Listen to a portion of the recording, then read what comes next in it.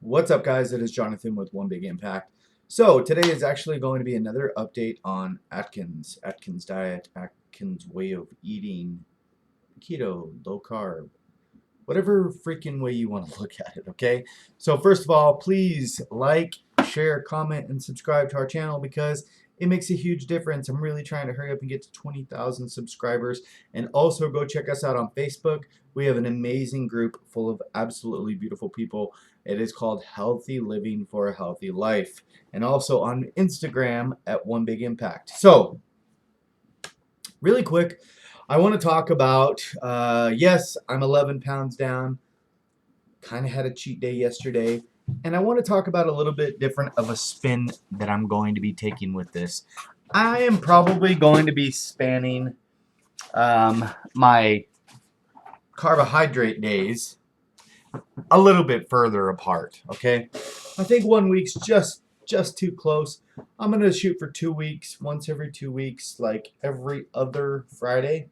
So, yesterday was Friday. Yesterday was Friday, right? Today's Saturday? Yes. So in 2 Fridays, I will do it again. And I will say, I talked about in a previous video that I know for a fact, obviously, there are no essential carbohydrates. There are, however, essential proteins and essential fats, okay? I want to publicly state that it is very commonly and widely spread as far as like the food pyramid is concerned that we are under the assumption that we're basically doing something wrong, and we're not. Um, if you have tried low carb or Atkins or keto or anything like that, people will continuously harp on you and say that's not sustainable. You can't do this for an extended period of time. Blah blah blah blah blah blah blah. But if you look back in history, in the 50s and stuff like that, and if you think about it on an average of like actual time, thinking about how fats are bad for you and thinking about how many carbohydrates we eat in a daily basis. 45 to 65% of our carbs or whatever our food is supposed to come through carbohydrates, right? And then the remainder is fats and proteins. Fats up at the top with basically nothing in it. Now, if you think about it on a food perspective, as far as go back a couple hundred years, go back not even 100 years, go back 100 years. Think of the actual items that we were probably eating on a very regular basis. Crops were I don't know when. I'm just throwing out numbers and stuff like that. Obviously, I'm not a freaking historian or anything like that. But I know that we struggled with crops, and that's a fairly new thing. And for the most part, we were eating, wild fruits and vegetables and stuff like that we found. But it was like berries and different things, hunter-gatherer stuff. But the majority of the things that we ate were protein from animals, and those animals have fat. So if you think about it, we were not eating like McDonald's. We were not eating Panda Express. We were not eating rice and beans and carne asada burritos and all of these things that we have come up with. Think if you look at the history of time, obesity was kind of climbing, and then once we hit like the 70s and 80s, and once fat became like a huge epidemic, or a huge enemy, like fat in foods was a huge enemy. Everybody started doing low fat, and I grew up in that era, so I see a lot of it. But I obviously did not see what happened before it. So I guess I'm a direct like hit of that type of thing. So hence why I've probably had weight problems. So I'm trying to fix my camera and Zoom doing good. We need to take into consideration, like, since the dawn of time, we haven't had huge weight issues and stuff like that. And we literally have been eating, healthy fats in animal fats and stuff like that. And, once we went from, eating butter to switching it, I can't believe it's not butter, and just eating weird chemicals and sprays and stuff like that. Think about where we've gone with these things. We really truly have gotten away from like the natural way of eating, and we've basically said anything that we've processed a little bit more, you need to consume more of. So think about it on a level of like what's available. So I'm in Arizona, right? Okay. So basically nothing grows naturally here. Not a damn thing. Like nothing. Not nothing. Like maybe some cactus and like some small fruits on top of a prickly pear cactus. You can make some jams or something like that. But if you take it back a couple hundred years ago, before like all the orange trees were here and all the farms and stuff like that were here, what was available in this region? Nothing. Like small game animal. Like it was a horrible place. Like not only were you probably just getting by on like health, but if you were eating animals, it would be like coyotes and javelinas, and there's no big game here. Like there's no wild like buffalo or anything like. So think about it. So you go over to like California, maybe there was like a little bit more in that region. Maybe you had, I don't know what the hell grows, but say it was bananas or something like that. They're not going to grow all year round, certain times of the year, or apples or something like that. Say you're in an area where it grows apples. Well, once they all grow, they fall off and you don't eat them again. The problem is that we have all this food readily available literally 24/7 because we have like all the shipments and stuff like that. Like I may be able to get an avocado at the street for 50 up the street for 50 cents, but realistically like that was shipped from Mexico or something like that, a different region where it's like force grown in like very large plantations and everything like that.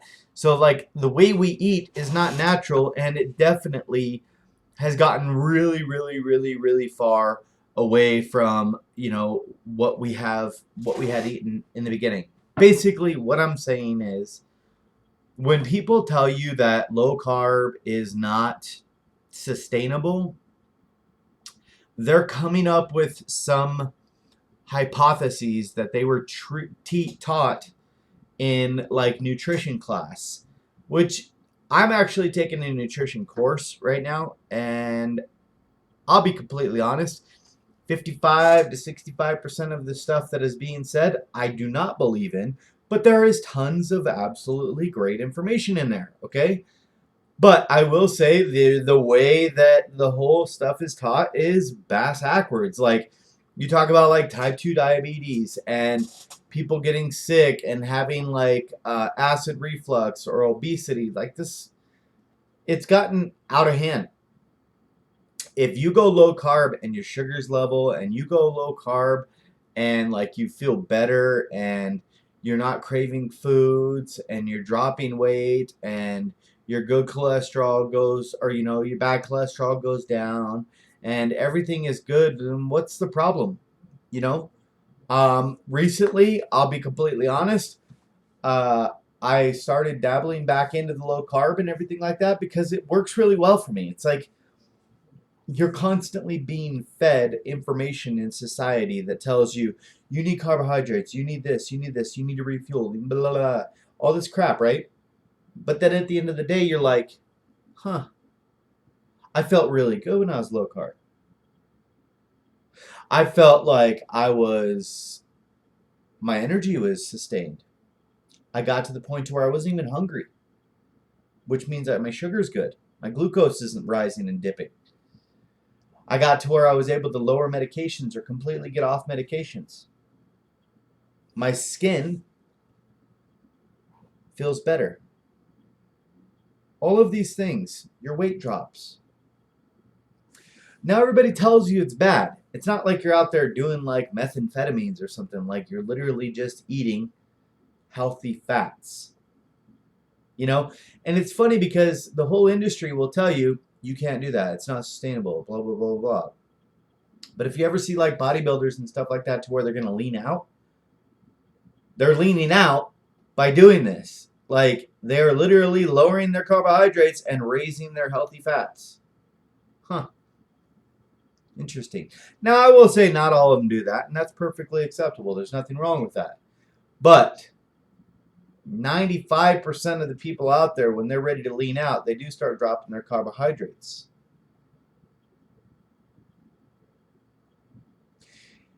It's food for thought, or lack thereof. I'm on a mission. I hit my goal this month of 10 pounds. Again, next month, I'm going to shoot for another 10.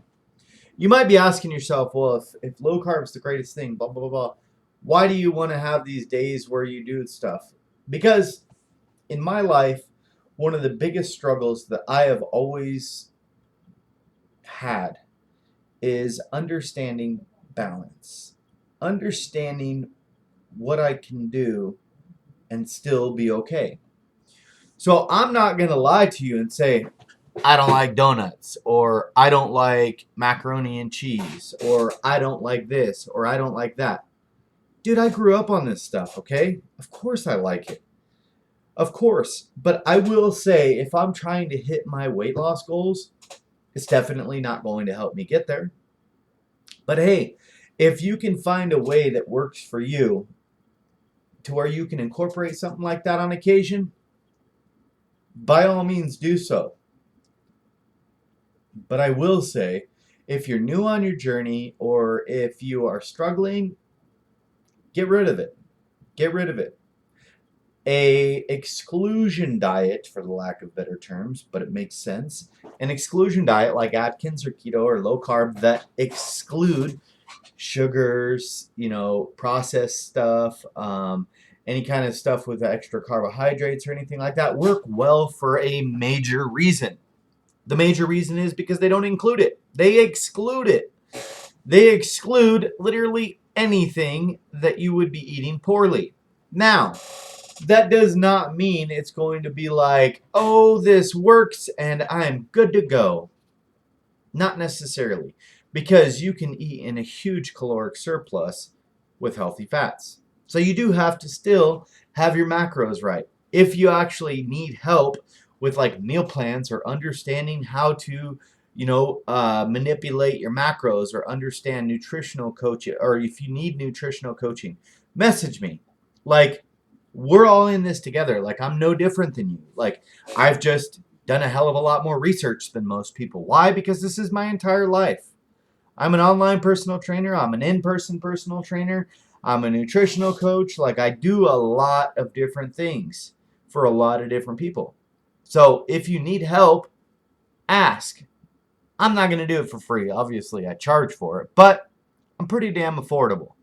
So that being said, 11 pounds down. I was doing some strength training. Now the key is I'm going to focus on doing my strength training while low carb. You're probably like, okay. Well, the thing is, I've kind of made the excuse, to be honest with you, that I am I need carbohydrates to fuel this, to fuel that. I'm not saying that's true. That's not true. To be completely honest, I feel like today I didn't have carbs, and if you saw the belt squats I did today, like my legs have never been fired up like that. It was insane. I was actually quite proud of myself. So that being said, I hope this information helps you. Don't be discouraged. If you are on Atkins or keto or anything like that, you don't need to tell people what you're doing. I was thinking of a term yesterday. You can tell them that you are just eating more vegetables. It's pretty easy, right? You're just eating more vegetables, making sure you get your protein in. Most people would look at a low carbohydrate plate and they would just say, that's a healthy meal. They wouldn't say anything bad. They wouldn't say, oh, where's the carbs at? Blah, blah, blah, blah, blah. Because when you take in protein, you're fueling the muscle cell. Okay? When you take in healthy fats, you're putting your body in a like beautiful state of homeostasis with like your hormone balancing and everything like that, and your essential amino acids are being covered, everything with those two. But then when you take in carbohydrates, that's fine usually when you're a kid and you're running around and you're literally, jogging 20 miles a day or something like that. Yeah, maybe that works out great. But it's not your metabolism that slows down when you get older. A lot of people say, well, my metabolism slowed down, so that's why I gained weight. I want to get back to where I was in high school. What you need to do is realize you're sitting on your ass a lot more than you were in high school or junior high or elementary. Like, as you started to gradually get older, the activity relinquished. Like, you were no longer going to squats. You were no longer doing track and field day. You were no longer, playing on recess. You went from doing all those things, running around with little Jimmy for 6 hours after freaking school and like chasing people and doing dumb stuff all over the freaking planet. Now you sit on your ass for 8 hours a day and you work at a computer, and what the hell do you expect? You're eating all these carbohydrates, which is literally not an essential freaking food group, and it's literally used for basically one thing. Yes, I know, it fills the muscle cell, but the muscle cell, most of you guys, including myself, don't have enough muscle cells to be able to eat 45 to 65% of our daily food through carbohydrates and actually be able to burn it off. You're not going to fill the muscle cell for like 1,000 or 1,500 calories. Like it's full, bro. Like it's just gonna get spilled over. Whatever's not used is stored. And guess what? When you're sitting on your ass all day, guess what it's getting stored as? Fat. So what the hell would be the point of putting a bunch of energy inside something that's not going to burn it? That would be kind of stupid, wouldn't it? Exactly. You guys have a beautiful day. Be stronger than excuses. Remember to spread love, not hate. Drink your damn water. Stay on track. Check us out, like I said, on Facebook. Our group is called Healthy Living for Healthy Life. I hope this shed a little light on your little journey. We're in this together. Have a great day.